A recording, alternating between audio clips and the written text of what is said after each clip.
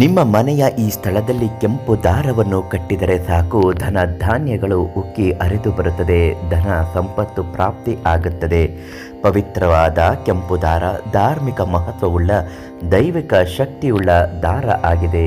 ಪವಿತ್ರವಾದ ಈ ಕೆಂಪು ದಾರವನ್ನು ಕೈಗೆ ಕಟ್ಟಿಕೊಳ್ಳುವುದರಿಂದ ಮಾತ್ರವಲ್ಲ, ಮನೆಯ ಈ ಸ್ಥಳದಲ್ಲಿ ಕಟ್ಟುವುದರಿಂದಲೂ ಕೂಡ 10 ಹಲವು ಪ್ರಯೋಜನಗಳು ಮತ್ತು ಧನಧಾನ್ಯ ಸಂಪತ್ತು ಅಭಿವೃದ್ಧಿ ಆಗುವ ಸ್ಥಳ ಅಂತಲೇ ಜ್ಯೋತಿಷ್ಯ ಶಾಸ್ತ್ರದಲ್ಲಿ ಹೇಳುತ್ತದೆ.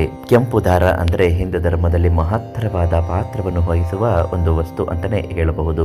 ಈ ಪವಿತ್ರ ಕೆಂಪು ದಾರವನ್ನು ಅಥವಾ ಮೌಲಿ ದಾರ ಎಂದು ಕರೆಯುತ್ತಾರೆ. ಇದನ್ನು ಹೆಚ್ಚಾಗಿ ಧಾರ್ಮಿಕ ಆಚರಣೆಗಳಲ್ಲಿ ಬಳಸಲಾಗುತ್ತದೆ.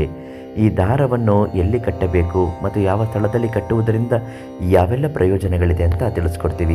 ನಿಮ್ಮ ಕಷ್ಟಗಳು ಸಮಸ್ಯೆಗಳು ಏನೇ ಇದ್ದರೂ ಶಾಶ್ವತ ಪರಿಹಾರಕ್ಕಾಗಿ ದೈವಜ್ಞರು ಪರಿಮಳ ಆಚಾರ್ಯರಿಗೆ ಒಂದು ಫೋನ್ ಮಾಡಿ ಎಲ್ಲ ಸಮಸ್ಯೆಗೂ ಪರಿಹಾರವನ್ನು ಖಂಡಿತವಾಗಿಯೂ ನೀಡುತ್ತಾರೆ. ಸಾಮಾನ್ಯವಾಗಿ ಪ್ರತಿಯೊಂದು ಮನೆಯಲ್ಲೂ ತುಳಸಿ ಗಿಡ ಇದ್ದೇ ಇರುತ್ತದೆ. ತುಳಸಿ ಗಿಡಕ್ಕೆ ಪವಿತ್ರವಾದ ಸ್ಥಾನ ಇದೆ.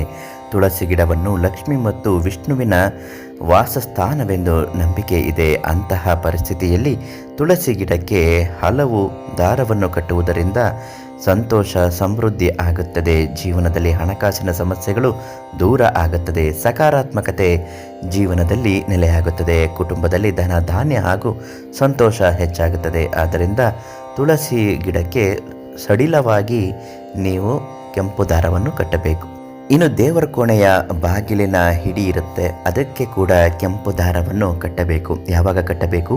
ಪೂಜೆ ಎಲ್ಲ ಆದ ಮೇಲೆ ನೀವು ಈ ದಾರವನ್ನು ಕಟ್ಟಬೇಕು. ತುಳಸಿ ಗಿಡಕ್ಕೂ ಕಟ್ಟಬೇಕಾದರೂ ಕೂಡ ನೀವು ಮನೆಯಲ್ಲಿ ಭಕ್ತಿ ಸಂಕಲ್ಪದಿಂದ ಪೂಜೆ ಮಾಡಿ ಕಷ್ಟಗಳು ನಿವಾರಣೆ ಆಗಬೇಕು, ದುಡ್ಡಿನ ಸಮಸ್ಯೆಗಳು ಪರಿಹಾರ ಆಗಬೇಕು, ಹೇಳಿದ್ದ ಸಮಸ್ಯೆಗಳು ಎಲ್ಲವೂ ಕಳೆದು ಹೋಗಬೇಕು, ಮನೆಯಲ್ಲಿ ಸುಖ ಶಾಂತಿ ನೆಮ್ಮದಿ ಅಷ್ಟೈಶ್ವರ್ಯ ನೆಲೆಸುವಂತೆ ಆಗಬೇಕು ಅಂತ ಸಂಕಲ್ಪ ಮಾಡಿ ಈ ಒಂದು ಕೆಂಪು ದಾರವನ್ನು ತುಳಸಿ ಗಿಡದ ಬುಡಕ್ಕೆ ಸಡಿಲವಾಗಿ ಕಟ್ಟಬೇಕು. ಹಾಗೂ ದೇವರ ಕೋಣೆಗೂ ಕೂಡ ಇದನ್ನು ಕಟ್ಟಬೇಕು. ಈ ಕೆಂಪು ದಾರ ಎಲ್ಲಿ ಸಿಗುತ್ತೆ? ಯಾವುದಾದ್ರೂ ಕೆಂಪು ದಾರ ಮಾಡ್ಕೊಂಡು ಕಟ್ಬಹುದಾ? ಖಂಡಿತ ಇಲ್ಲ.